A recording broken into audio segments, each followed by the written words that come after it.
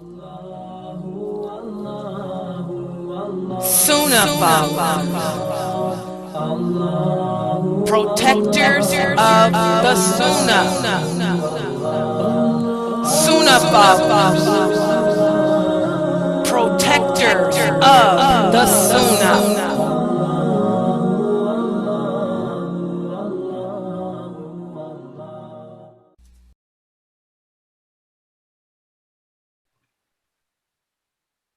Alhamdulillah, wa salat, wa salam ala wa rasulullah.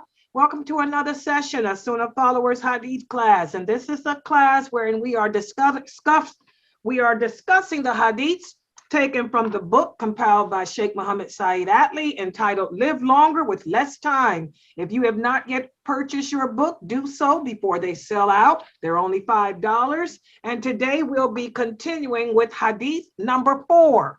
Hadith from number 4 from this collection. And let's put it up on the screen and take a look at it.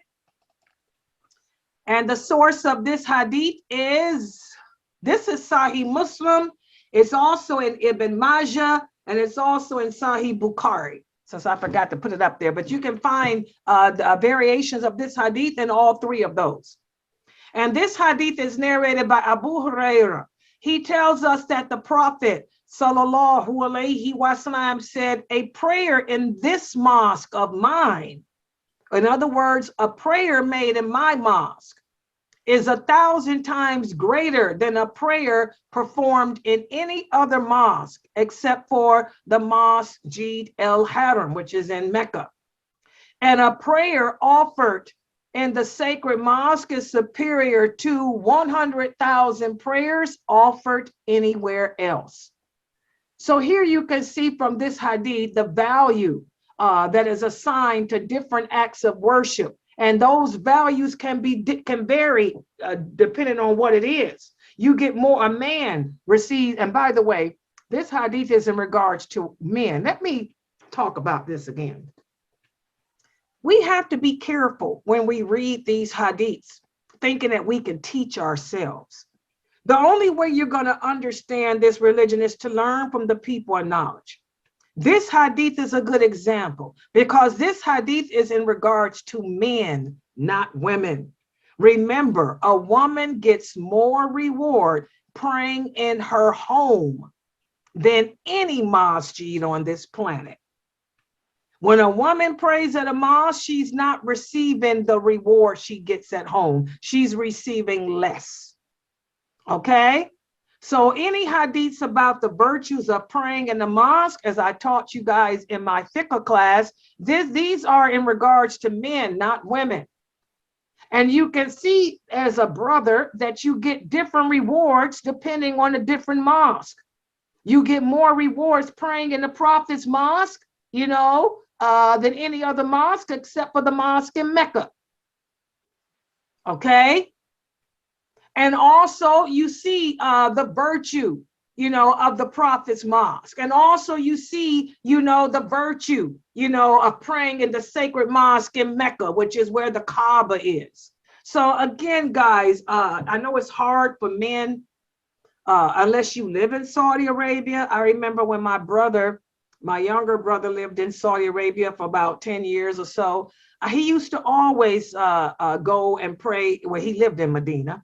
He used to always perform his prayers inside the mosque in Medina, and he would always go and do Umrah in Mecca and pray in the mosque, there as well. So again, for those men who live close to Mecca and close to Medina, this is a wonderful hadith for you brothers to ponder. Okay, and now that we've just talked about this hadith, how does it impact you in your life? And again, you women, look how Allah made it easy for us. We get more reward staying in your home praying than going all the way to Saudi Arabia to pray in the Prophet's mosque. So how does this hadith impact you? Go ahead. Well, I'm sure it impacts. Oh, somebody said something? Oh, okay. I'm sure it impacts other sisters the way it impacts me in the way that Allah has made it easier for us. We can stay at home and we can pray and we can get more blessings and we're safe. We're safe. Exactly. So Allah is Exactly. Exactly. See how merciful Allah is to a woman. But women, people want to try to make it like Islam degrades women or Islam is so oppressive towards women. No, Islam gave women rights that we never had before. Anyone else? Who was that else on the mosque? Dahere, was that you? Or was it No. Samira? Go ahead. Samira just got recently married. Her husband, Samira, this is a good hadith you might want to discuss with your husband. Your husband's living in Damran, which is a nice city over there in Saudi. Subhanallah, this will be a great reminder you could give to your husband about the virtues of him performing, the prayer inside the Prophet's mosque. What do you think, Samira? Oh, I think that's a really good idea. He when he travels, he goes to different places. On Umrah, he went to a few places. And there's 2 mosques where he is now. Oh, alhamdulillah. Alhamdulillah. Yes, go ahead, Sister Aisha. For me, how I could relate to this is obviously, this is not something I have to do because I get more rewards at home. But I would encourage, since I have my dad, I have my brothers, I can tell them, hey, go pray in the mosque, even though it's not, the mosque of the Prophet. Still, I'll encourage them, go pray at the mosque and attend like the prayers over there. So that's all I have to say. Alhamdulillah. Yes, exactly. Again, Ramadan's coming, and again, the men get more blessings praying in the mosque. They can't be in the mosque in Mecca or Medina, but there's a mosque in the corner of your street. You sisters to encourage your husbands, your fathers, your sons, your nephews to go to the mosque and pray. And if they do so, remember, you get their reward without it being taken away from them. So this is a good reminder for us since Ramadan is coming up. Yes, anyone else would like to comment? Yeah, and again, go ahead, Brother Murad, go ahead. Yeah, I was going to basically say the same thing. Like hearing about the virtues and the rewards of going to the Masjid helps and motivate you go there. So basically how this hadith impact me is that inshallah, once I go to make Hajj, I'll try to go to the Masjid al-Haram and the Prophet's mosque. So Alhamdulillah, alhamdulillah, exactly, mashallah. Yes, and that's a good thing, inshallah, we'll all be able to make Hajj one day, those of you who haven't, and for you brothers who do make Hajj, this hadith will come into mind and you will pray in that mosque, even though it's going to be crowded. I'm telling you, it's so packed and crowded in there. Well, it's not so crowded now from what I hear since the COVID. Now you can really enjoy making Hajj, I heard. But, you would think about this hadith and know that you're doing something great.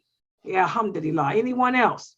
And again, let's put this hadith up on the screen. It's just a short, simple hadith where the Prophet sallallahu alaihi wasallam said, a prayer in this mosque of mine is 1,000 times greater than a prayer in any other mosque, except for the Masjid al-Haram. And a prayer offered in a sacred mosque is superior to 100,000 prayers offered anywhere. So think of all the blessings, all the reward that you will get from going to the mosque there at Masjid al-Haram, to perform your prayers.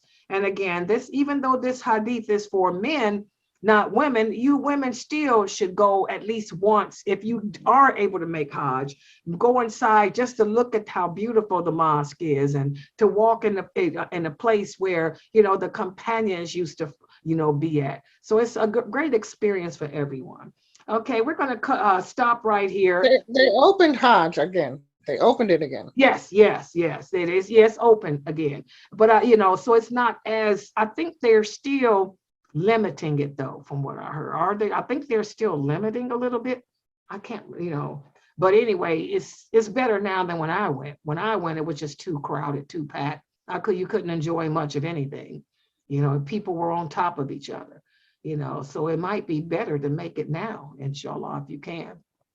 Okay, I'd like to thank everybody for joining and participating in this session of our Hadith class.